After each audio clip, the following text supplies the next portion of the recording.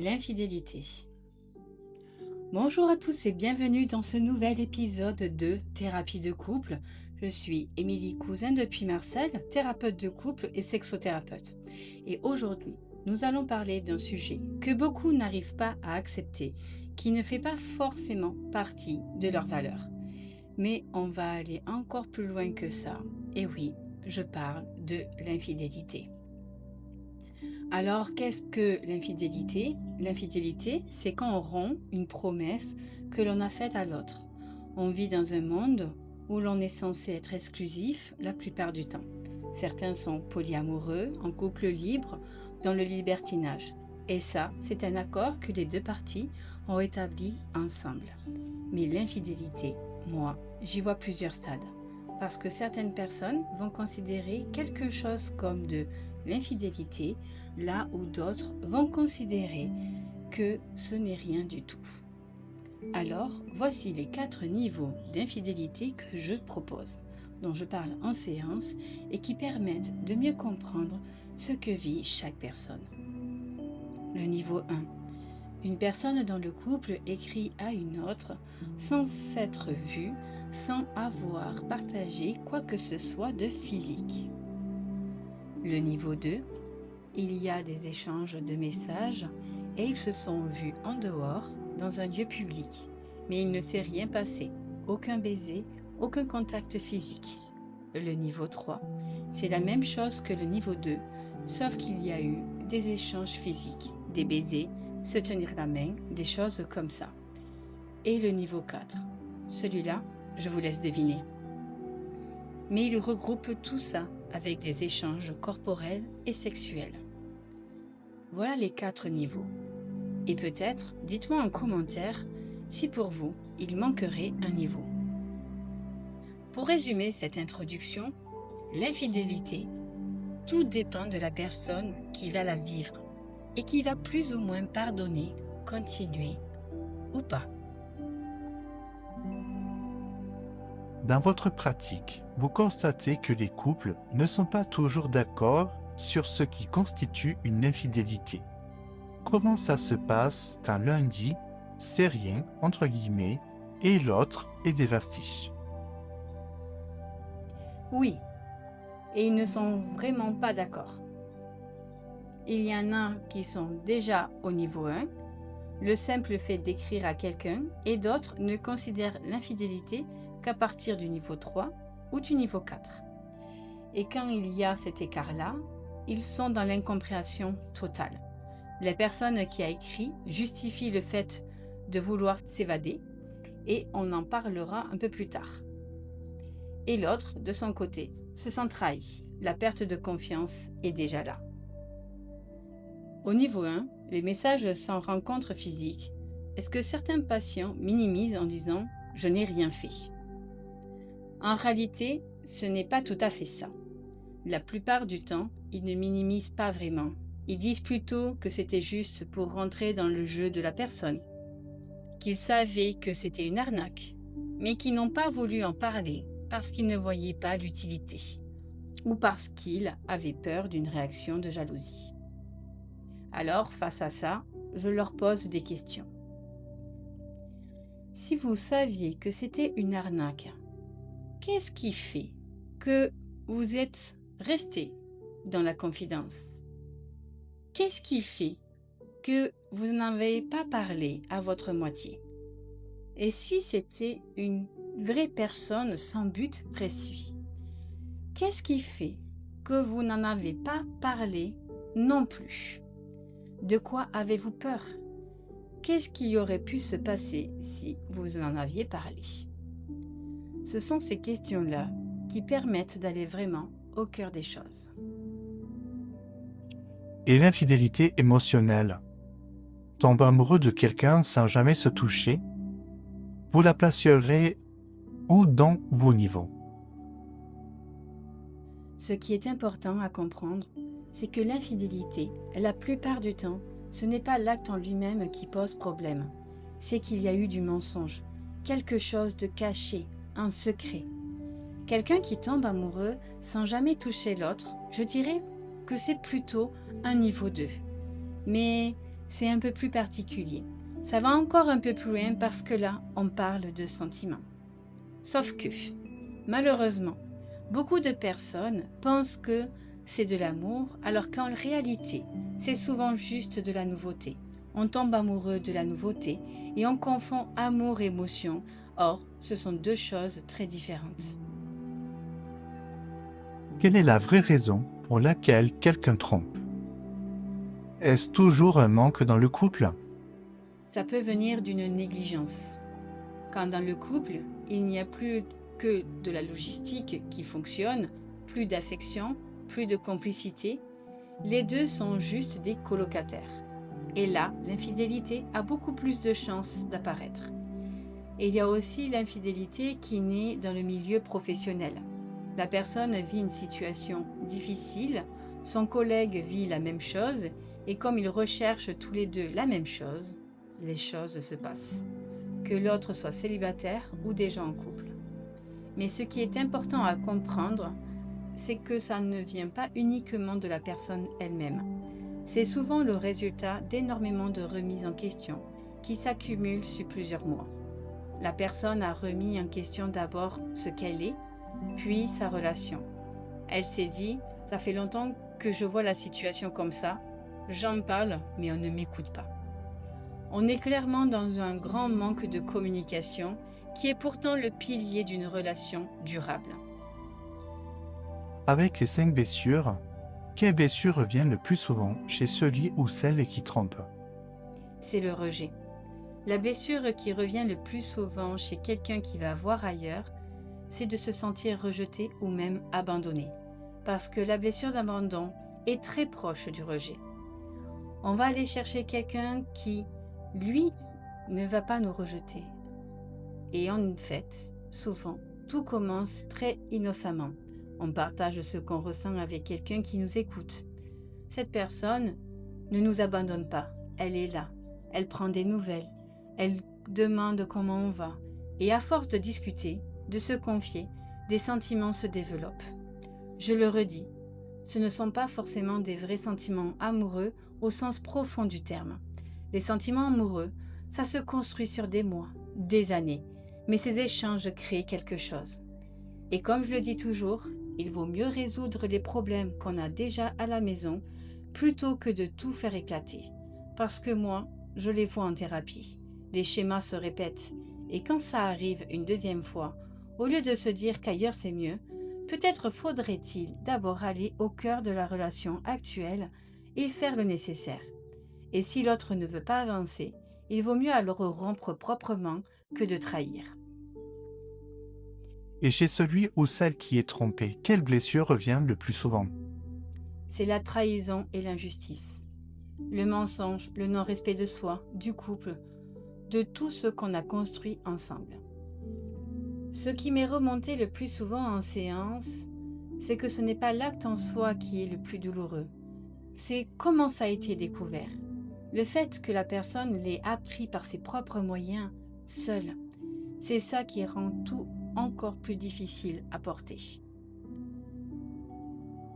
Est-ce qu'on peut tromper par amour? Certains disent j'ai trompé pour sauver mon couple. J'ai besoin de le vivre avec des couples pour réellement comprendre ça. Mais je pars du principe qu'on sait très bien qu'il y aura des répercussions, surtout s'il y a des enfants. Dire qu'on va voir ailleurs pour vider certaines pulsions et sauver son couple, ne serait-ce pas plutôt un travail individuel à faire? Je pense notamment au livre Le Slow Sex d'Anne Descompt et Jean-François, son mari, qui explique que ce n'est pas la sexualité qui fait durer une relation, mais des moments d'échange, de partage, d'affection qui créent le lien. Et les hommes, on croit souvent qu'ils ne peuvent pas se passer de sexe, c'est totalement faux. Un homme peut très bien s'en passer s'il a tout le reste à côté. Et pour ceux qui répètent la tromperie encore et encore, C'est un schéma inconscient. En séance, c'est un travail essentiellement individuel. On cherche à comprendre. Qu'est-ce que cette personne recherche? Qu'est-ce qu'elle ne trouve pas dans sa relation?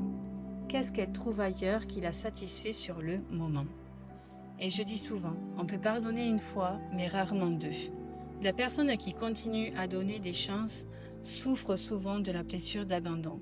Elle préfère subir plutôt que de partir et penser à elle. La répétition peut être aussi liée à une forme d'addiction, mais c'est plus rare. Quand la trahison est découverte, quelles sont les réactions les plus fréquentes?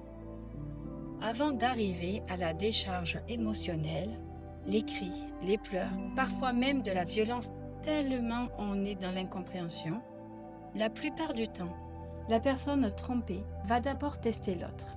Elle va poser des questions très directes pour voir jusqu'où l'autre va mentir. Et si la personne n'avoue pas tout de suite, les mensonges s'accumulent. Et quand finalement toutes les preuves sont mises sur la table, là, c'est souvent la fin du couple. Il y a aussi ceux qui avouent d'eux-mêmes peu après, par culpabilité. Et puis, il y a ceux que j'appelle les aveux inconscients. Laisser des preuves un peu partout, pas si bien cachées, justement parce qu'on veut que l'autre les trouve. C'est vraiment très inconscient. Quand j'en parle en séance, les patients me regardent avec un air surpris, comme si j'avais découvert leur secret, alors qu'en réalité, c'est humain. Certains avouent dans les jours qui suivent, d'autres attendent un an parce que ça les ronge, même si ça ne s'est produit qu'une seule fois. D'autres encore ne culpabilisent pas du tout et continuent une double vie. Tout dépend de chaque situation. Est-ce que vous considérez la découverte d'une infidélité comme un vrai choc traumatique? Si la personne le vit comme un traumatisme, ça peut être lié à des trahisons vécues dans l'enfance.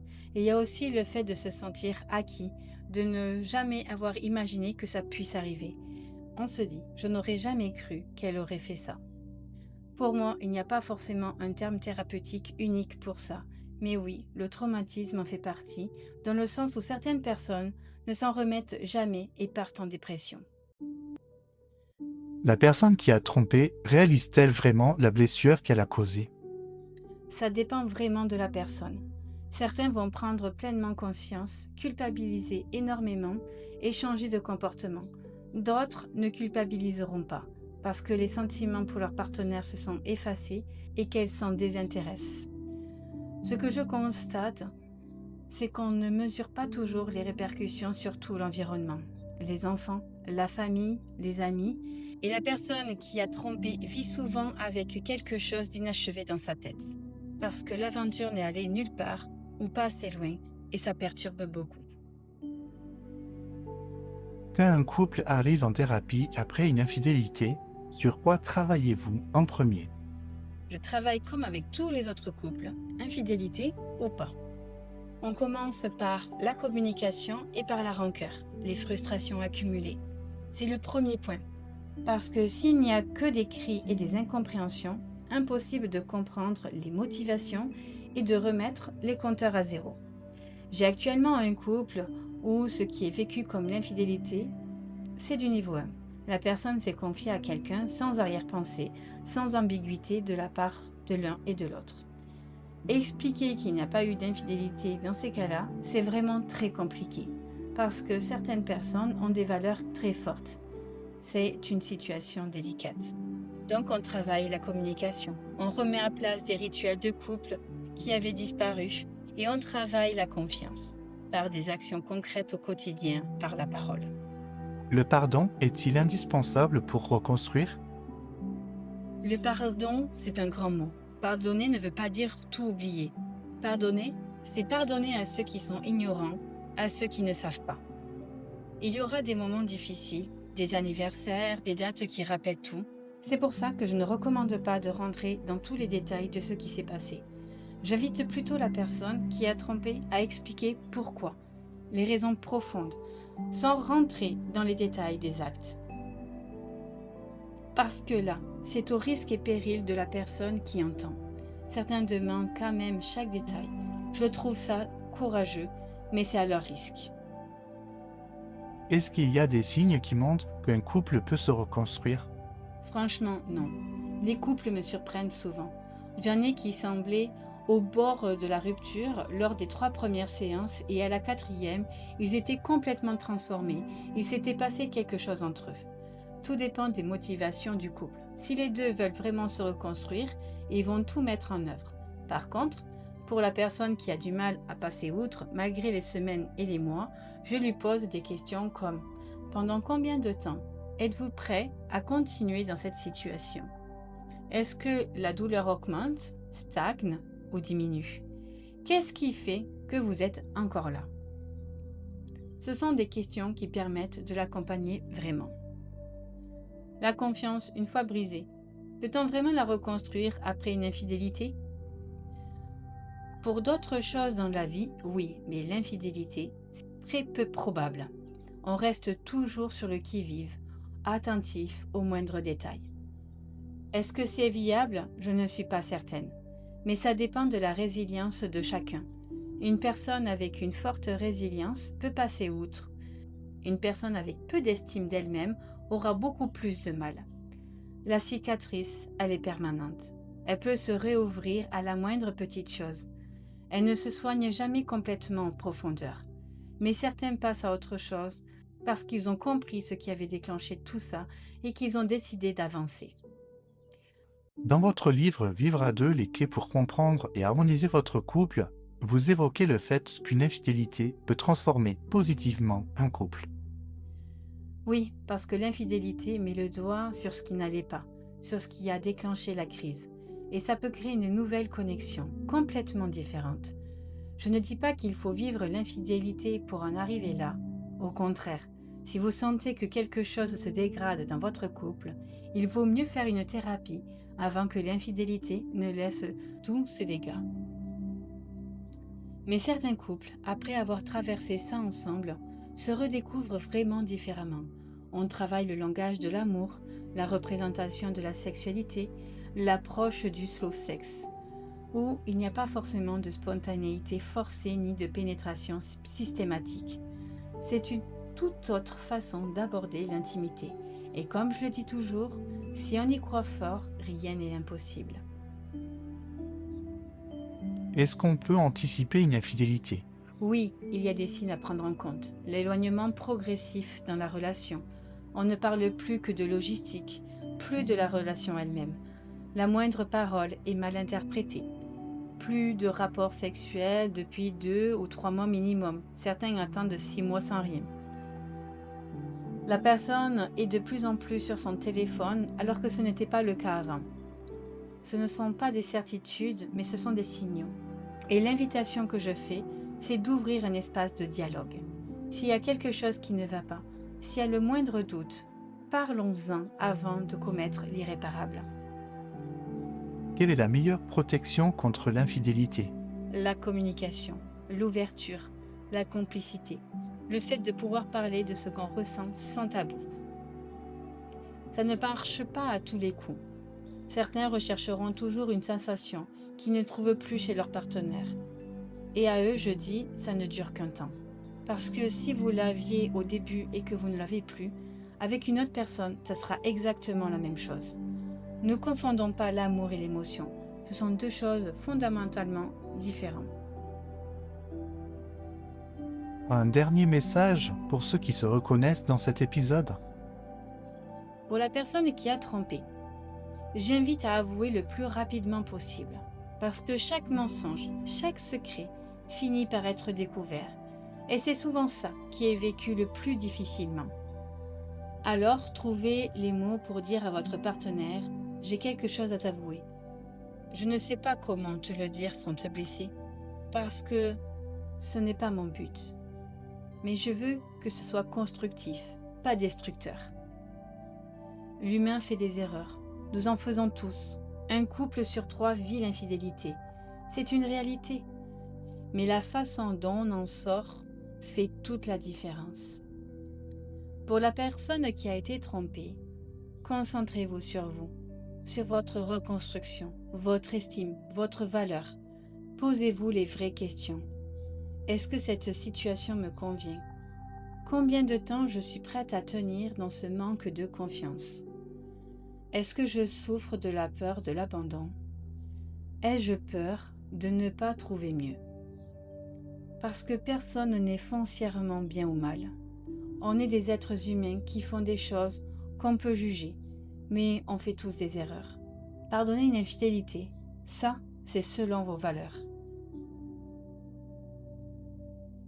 En tout cas, je vous remercie d'avoir écouté cet épisode et si cet épisode vous a touché, partagez-le à quelqu'un qui en a besoin. Vous pouvez me retrouver sur YouTube, sur les réseaux sociaux et vous pouvez retrouver tout un tas d'informations dans mon livre Vivre à deux, les clés pour comprendre et harmoniser le couple qui est disponible sur mon site web emilycdp.ch pour la Suisse et pour les autres pays francophones, je vous invite à aller le trouver sur Amazon. Je vous dis à très bientôt dans Thérapie de couple.